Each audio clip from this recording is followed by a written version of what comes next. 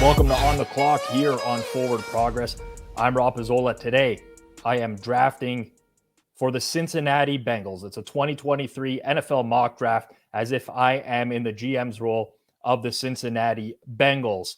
Done a bunch of these so far, continuing an AFC run here. Let me know in the comments below how you think I did today or how you think I've been doing on the previous mock drafts, if there's something that you would change if I were in my shoes. Now, it's a little bit different than the other teams because the Cincinnati Bengals are a legitimate Super Bowl contender. They're one of the best teams in the AFC. They were this close to making the Super Bowl again last year. They have their franchise quarterback in Joe Burrow. This is not like other teams that I've been drafting for, the Patriots, the Titans, even the Steelers recently, where it's like tons of holes to fill. Let's trade down. Let's stockpile some draft picks. Fill some of these holes. The Bengals are close. They're arguably there if Patrick Mahomes doesn't exist. So don't want to get too carried away here with all the trading down that I've been doing in other drafts. I think definitely they're just a few impact players away from being a pretty complete football team. 12-4 season a year ago. AFC Championship game. Few moves in the offseason. They bring in Orlando Brown at left tackle. Now, I personally believe Orlando Brown's a little bit overrated, but solidifies a need at left tackle. They bring in Sidney Jones, depth cornerback, not going to move the needle, but provide some depth. Irv Smith Jr. comes in at tight end. Irv Smith, guy can't stay healthy. I hope he does stay healthy, but if a tight end's available late in the first round that can move the needle for us, I think that's definitely a target.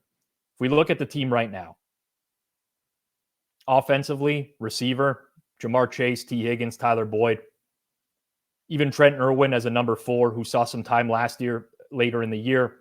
This is one of the best receiving corps in football. Don't think we need to go out of our way to target a receiver. Offensive line, I mentioned Orlando Brown they bring in. Now, right tackle, they're trying to trade Jonah Williams. They're not able to get what they want in return for him right now. Lyle Collins didn't work out coming over from Dallas. So right tackle is a bit of a hole. Alex Kappa, they signed in free agency last year. It's at left guard. Volson, he was a problem a season ago.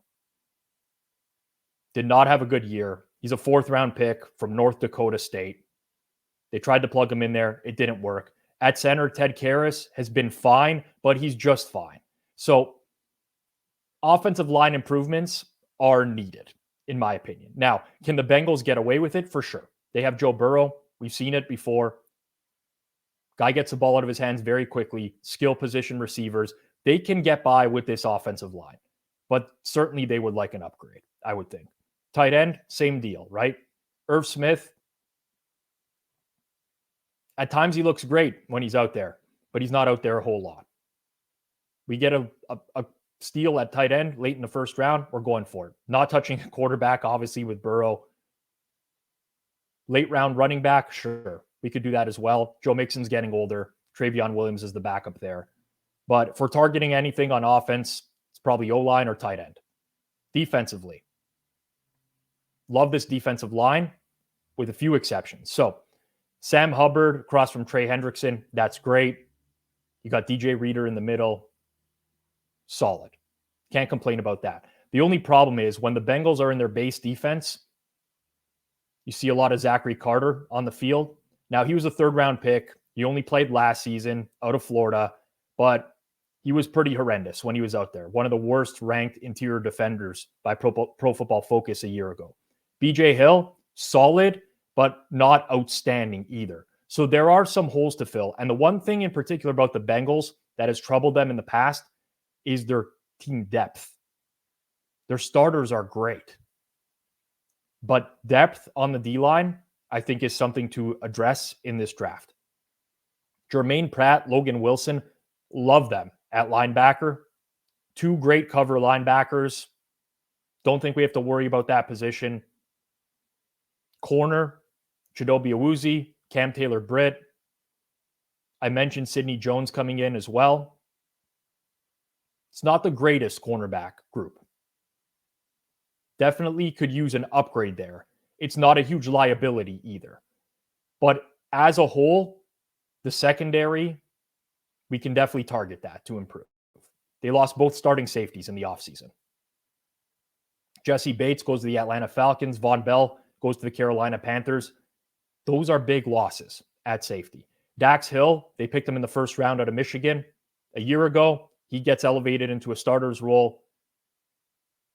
Don't know who the other starter is yet across from him, but definitely depth on the D-line, depth in the secondary. So pretty clear for me what we want to address for Cincinnati late in the first round. If the player's not there, we trade down. Player's there, that fills a position of need. We're almost certainly going to go for it. So as usual, Pro Football Focus, mock draft simulator. We'll do this for the Cincinnati Bengals here. Now, the Bengals. Oh, let's just reset it. I guess I accidentally simulated to this point already. Let's reset it. So Bengals are picking 28th. We're going to go 7 rounds per usual, same settings. Start slow to see how the top of the draft goes, and then we'll figure it out and start to increase the speed. Panthers on the clock typically goes Bryce Young, CJ Stroud in some order. See how it goes this time around.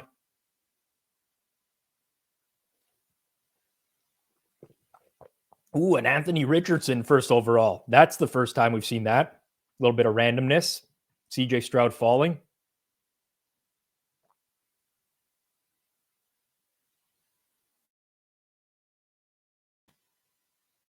Okay, we'll pick up the speed here. Quarterbacks are off the board. Levis goes 7th overall. We'll go to turbo speed till we get to 28th for Cincinnati. Fire it off. Fingers crossed here for us. Oh boy, this is probably best case scenario. Like absolute best case scenario for the Bengals. Now, PFF, I always like to look at what they identify as needs. Tight end, agreed. Interior defense, agreed. Defensive back, agreed. Could not agree more this time with the Bengals. We had a little bit of a disagreement on the Patriots one yesterday, but great. You could see 7 teams looking to trade up for this pick.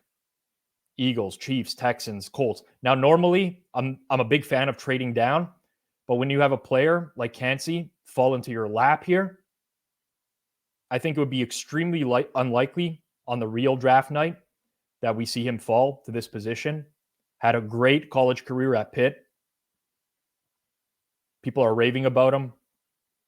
Leverage demon. He gives linemen no strike zone to hit. Understands how to rush the passer. Uses his moves and combinations so well. A little bit undersized. This may be it for him. But this is the definition, I think, of a perfect pick. Both in terms of value, need for a Super Bowl contender. And we wait till pick number 60 now. So, Tanner McKee, Nathaniel Dell, Garrett Williams, the usual suspects are here. For those that don't really know why, it's always the same people that are available at this pick. It's very clear. Pro Football Focus ranks these guys very highly, but they tend to get drafted lower. Their ADP is lower. Matthew Bergeron has been an option in many drafts at this spot and kind of is an option here. Now, I'm intrigued by Sidney Brown of Illinois. Not the greatest grades in college, but got better year over year. Very good cover linebacker. 89.4 coverage grade last year. Played down in the box a lot. Let's see. 5 years as a starter, played a ton of snaps, maxed out his frame. He's a big guy. Canadian, Sidney Brown. For those that don't know, I'm based in Toronto. Gives me a little bit more to like about him. Inconsistent tackler, not great. Short safety. Okay, so he has some things working against him. I do think this is an option here. A little bit of a reach in terms of ADP. but I don't like the Bengals at safety going into this year. I think they need more competition in that space. Julius Brents, Kansas State, great option here as well, in my opinion. Let's see his comp. Oh, we don't have a comp yet for him. He's just a guy. Just a guy. Played mostly at corner. Good in coverage, good in run defense. Solid completion percentage. Okay, so we have options here. Now, we also have the trade option. So I think it's between Brents and Sidney Brown, personally. Now, the Broncos want this pick. They're 67th. It would be a bit of a sweat to try to dodge all these teams. Eagles need a safety. Bears need a corner. Bears have 2 picks, so very possibly taking a quarter. Cardinals as well. I think we're going to go corner here. And we're going to take Julius Brents. Just with the needs of corner behind us, I think it's boom, boom, boom, boom, boom, boom. Let's do it. 92nd coming in. Bolstered the defense so far. Interior defender, corner. Garrett Williams is still available here. I don't hate going corner. I really don't. The depth could really help. We have 5 trade options, which I'll evaluate very shortly here. Anyone else that stands out? Hendon Hooker. I mean, we obviously have Joe Burrow. Don't want a project quarterback behind him when you expect Burrow to be the franchise guy for a long time. So it's Garrett Williams, in my opinion, or we trade down.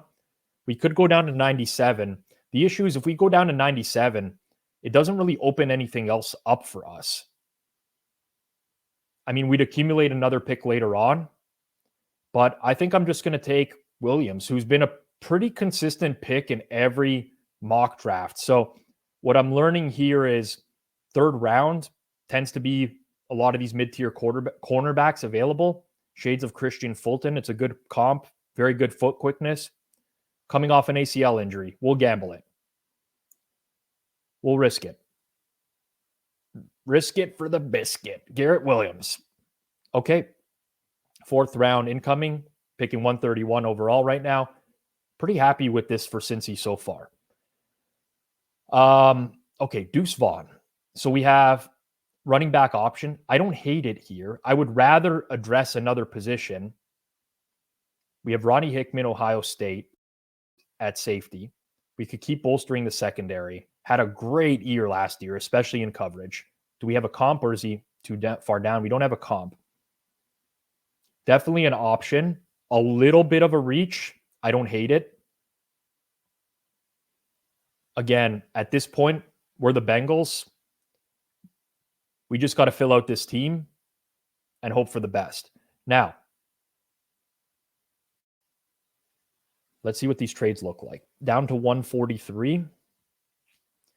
This would allow us to basically, pick up another sixth and a 7th maybe, or 2 6ths, 6 and a 7th. I'm not a big fan of that for Cincy. I'd rather just take the player at this point. And the player is going to be Ronnie Hickman.